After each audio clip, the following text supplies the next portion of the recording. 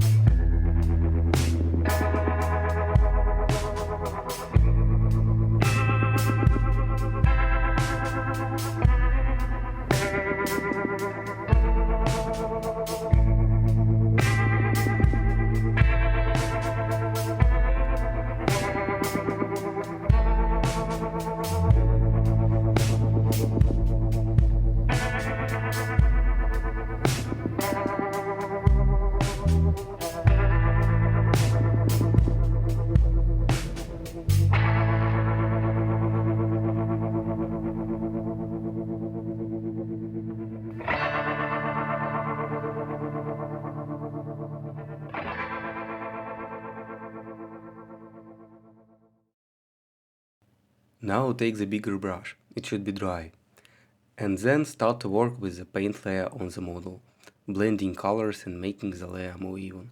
Also, it will remove a bit of excessive paint from the highlight areas, revealing the textures.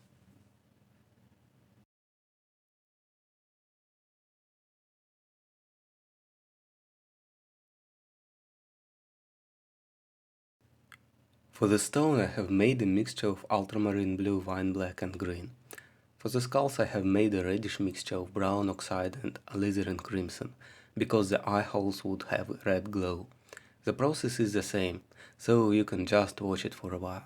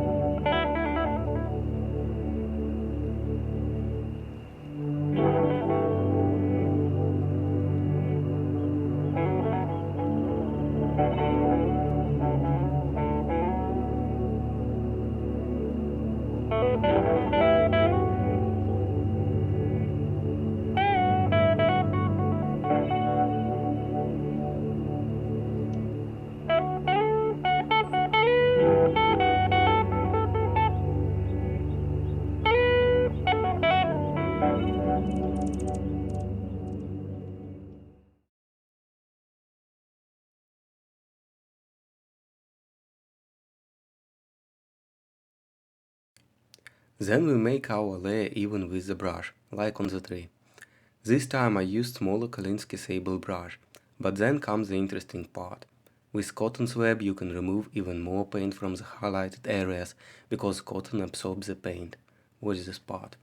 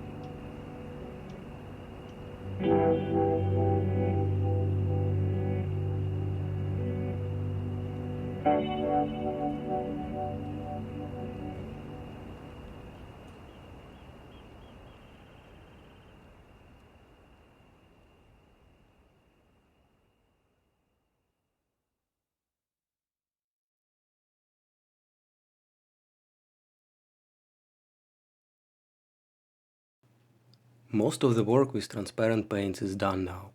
We have quite a good shadows and midtones, but the light areas can be improved. Also, I would like to paint a glow on the skulls and in the tree trunk. I mix some neutral light mixture with different color variations, and then I start to paint light areas where it is needed. We already have a fresh layer of transparent paint, so opaque colors would perfectly blend with it.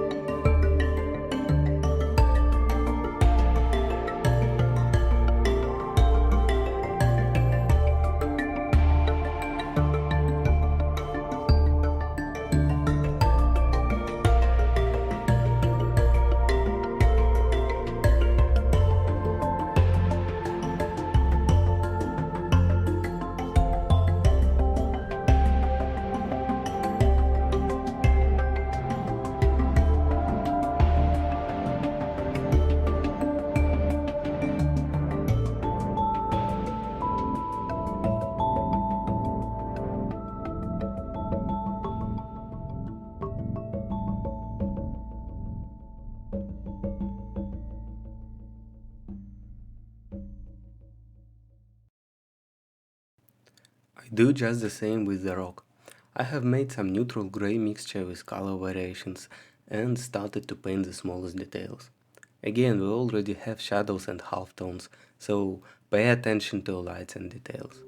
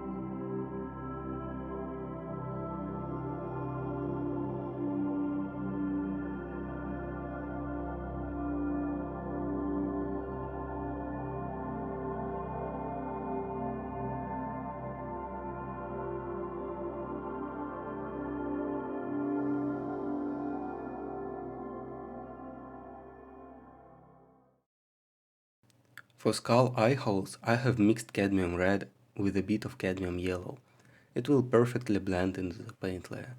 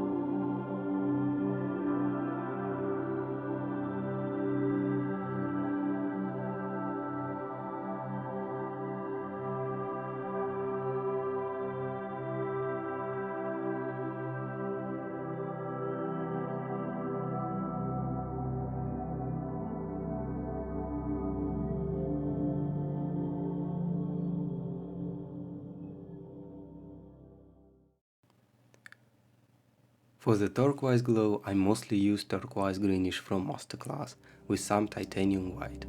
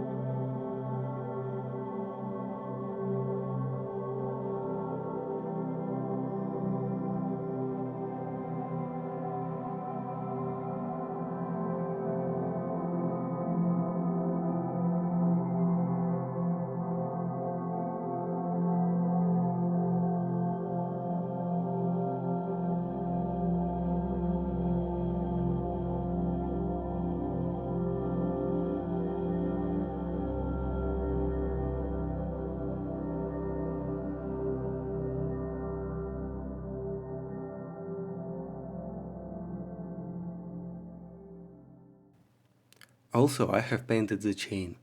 Mostly it was painted with opaque paints, so you can rewatch the first video where I paint Warhammer Battle Sister. There was a part about metals.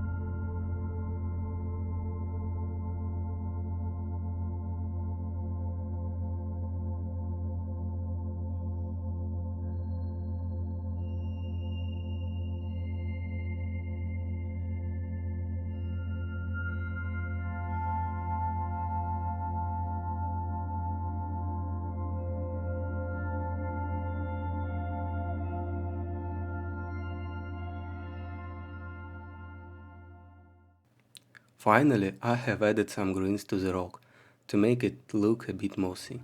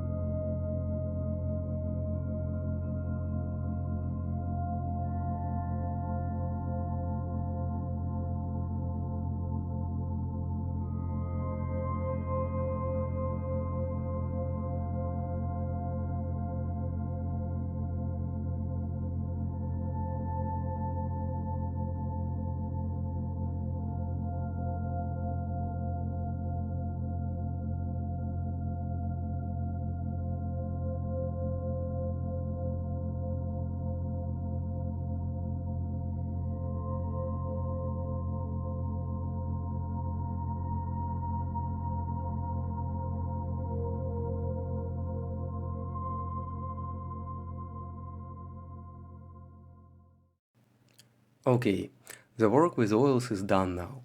Only one layer, not two layers as I usually paint. I have spent around 3 hours till this moment. Then I left the model to dry during the night, and the next day I applied a coat of matte varnish. Well, maybe just for gaming purposes you can leave the model this way. It already will look awesome on the table. But I decided to use acrylic paints to improve some textures. Paint the lightest dots in the eye holes of skulls, and for improving turquoise glow. Nothing special, quite a simple work.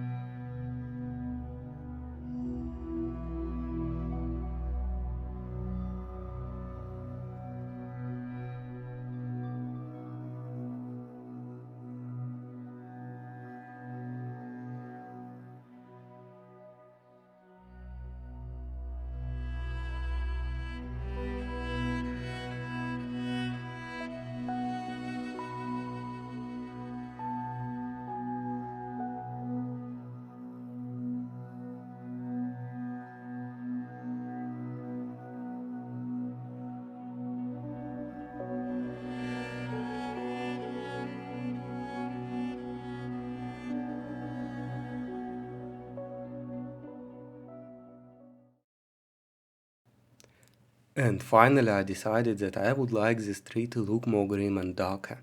Schminke has some good transparent acrylic inks. I have diluted them with water and tinted the tree a bit with an airbrush. To skip this stage, I think I should have painted the underlayer a bit darker in the beginning.